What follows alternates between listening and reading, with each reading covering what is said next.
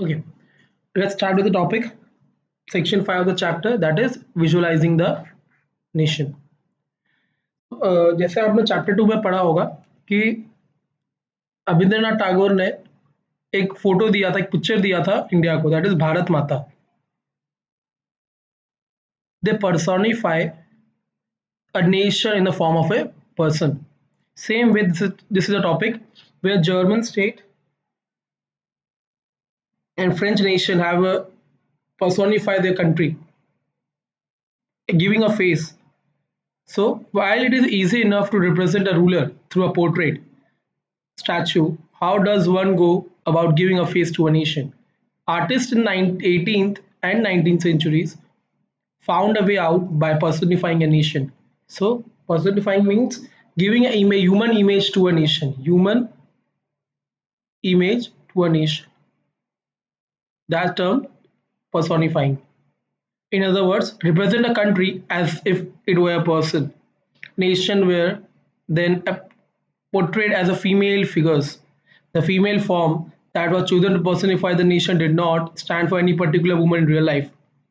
So personification means it would not exist in real life, but it is personified as a person, mainly as a female. So this figure is known as allegory. This personification is known as allegory. You can see the meaning over here. Allegory, when an abstract idea is expressed through a person or a thing, an allegoric story has two meanings, one literal meaning and one is symbolic. So over here, allegory is symbolic meaning. We, you will recall that during the French Revolution, artists used female allegory to portray the ideas such as liberty, justice, and public. Let me take an example. In India, in judiciary, we say the female justice. Female justice, what is female justice? A woman with a band tied on its eyes that represent Kanun Andha hai, the lady justice. Same allegory used here. These ideals were represented through specific objects or symbols. You would remember the attributes of liberty are a red cap, broken chain, while justice is generally blindfolded woman carrying a pair of weighing scales. That I am talking about for India, the lady justice. Similar female allegories were invented by artists in 19th century to represent the nation. In France, she was Christine Marini. You can see the figure over here. Germania for Germany and for France, Mariere. Popular Christian name which underlined the idea of people's nation. Her characteristics were drawn from those of liberty, republic, red cap, tricolor, blockade.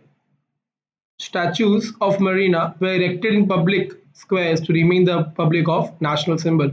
In France and everywhere in the public, the statue has been erected to make people remember about the unity and national as a national symbol. You have seen this in chapter last year, chapter 1, French Revolution. Germania became allegory of German nation. In visual representation, Germania wears a crown of oak leaves as Germany oak stand for heroism. So we will see the allegories, notable allegories. You can see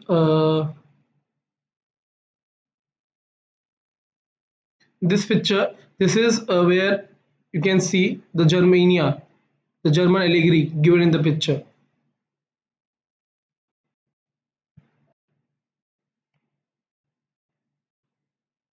Moving further, notable symbols, attributes, the broken chain. What does it represent? It represents being free. Beast played with eagle over here. Beast played with eagle, symbol of German Empire, that is strength.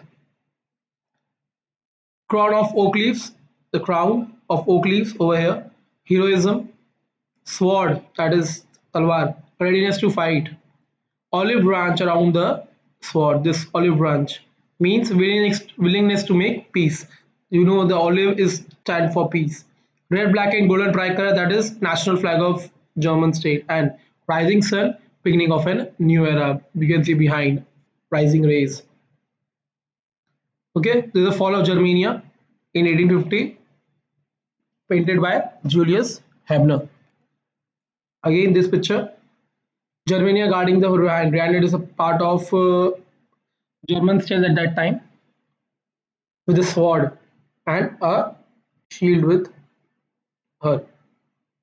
Okay, next class we start with nationalism and imperialism, an important topic that where you get 5 mark question at least.